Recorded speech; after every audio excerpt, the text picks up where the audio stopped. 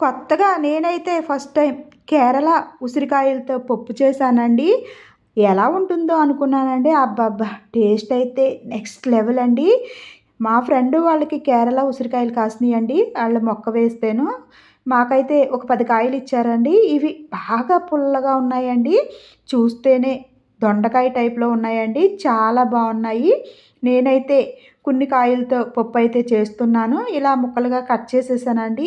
ఈ పప్పులో నేను 3 టమాటోస్ కూడా చిన్ని ముక్కలుగా కట్ చేసి వేస్తున్నాను. అలాగే ఒక పెద్ద సైజు ఉల్లిపాయ ముక్కలు కట్ చేశానండి. నేనొక మట్టి దాక తీసుకున్నానండి. మట్టి దాకలో పప్పు చాలా టేస్ట్‌గా ఉంటుందండి వండుకుంటే.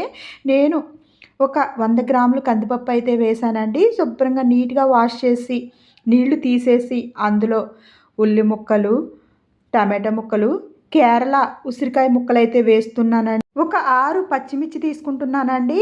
కారంగా వేయాలంటే అండి, ఈ ఉసిరికాయలు బాగా పుల్లగా అయితే ఉన్నాయి. ఒక హాఫ్ స్పూన్ పసుపు, ఒక స్పూను ఆయిల్ వేసి 3 కప్పులు నీళ్ళైతే వేస్తున్నానండి. ఒక కప్పుకి. కావాలంటే మయంగా ఇంకొక కొన్ని నీళ్ళు యాడ్ చేసుకోవచ్చు. మూత పెట్టేస్తున్నానండి. నేనైతే స్టవ్ మీద పెట్టేసి స్టవ్ అయితే వెలిగించేసానండి. ఒక 20 నిమిషాలు ఉడికించానండి పప్పు.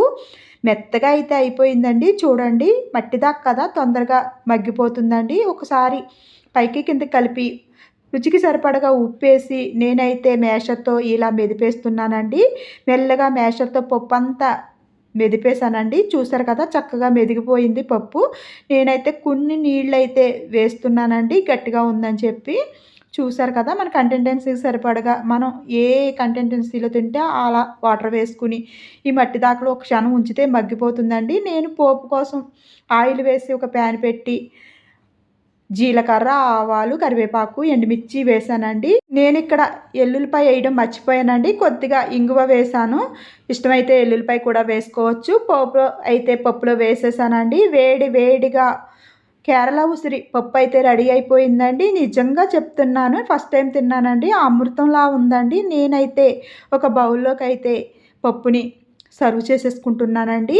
ఈ వీడియో మీకు నచ్చితే నా ఛానల్‌ని సబ్స్క్రైబ్ చేసుకోండి. ఒక లైక్ ఇవ్వండబ్బా! Thanks for watching.